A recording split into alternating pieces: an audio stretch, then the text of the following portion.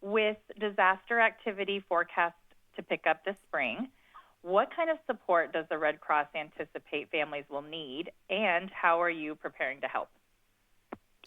When disasters strike, families can lose everything in minutes. And what they need right away is pretty basic, but it means everything, like somewhere safe to sleep, a hot meal, and help replacing the essentials. Spring is a really tough season for us and for the communities we work with. And you've got severe weather hitting all over the country. So what we're doing right now is we're stocking supplies, getting shelters ready, training volunteers, and working with local partners. So the moment families need us, we can be there. Food, shelter, someone to talk to. We want to show up fast and ready to help. That's great. And this summer, or this winter, I'm sorry, this winter has already been tough for families across the country. What has the Red Cross been seeing since the start of this year? It really has been a tough start to the year. Since January, severe winter storms have pushed thousands of families to turn to the Red Cross for shelter, food, and basic supplies. And the scale of it is very staggering. In January alone, we served more meals than we did during last year's devastating Los Angeles wildfires. And that gives you a sense of just how widespread the need has been. And then in February, we supported more than 50 emergency shelters and warming centers for families from California all the way to the Northeast, dealing with winter storms, flooding, and wildfires on the plains. So when disasters stack up like this, it's really the generosity of donors that keep our volunteers going so they can keep showing up for families when they need it most. And I think many people don't realize the Red Cross often responds to multiple disasters at once. How do donations help your volunteers be there for families when help can't wait?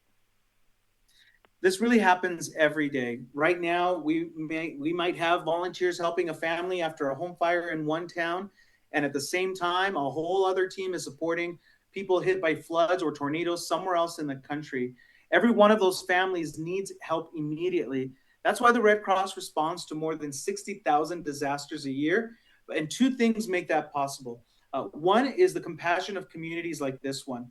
Our volunteers are your neighbors, and the Red Cross has been a part of this country for generations, and that doesn't happen without people who genuinely care.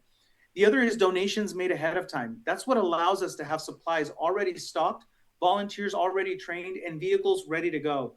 So when disasters strike, we're ready and we can move fast. Every contribution matters. No gift is too small, and you can visit redcross.org to support our mission any day. And what can families do today to protect themselves before disaster strikes? The most important thing we tell families is this: don't wait. Disasters usually don't give you much warning, so having a plan already in place can make a real difference for your family. It doesn't have to be complicated. You can start with making sure everyone in your household knows where to go and how to reach each other if you get separated. Know how you'll get your information, like local alerts and news, even if the power goes out, and put together a basic kit: water, some non perishable food, medications, a flashlight, and important documents. Just the essentials, somewhere you can grab them fast. And if you're not sure where to start, redcross.org does have a great step by step guidance to help you with this. And our free Red Cross emergency app is really worth downloading because it gives you real time alerts and can show you nearby shelters when you need them. Great. And Edgar, lastly, Red Cross Giving Day is coming up on March 25th to raise donations for helping families affected by disasters. Can you tell us again, how can listeners get involved? Giving Day is about making sure we can be there for families before the next disaster even strikes. So if you're able to give, we're asking people to donate to the Disaster Relief Fund at redcross.org/giving day.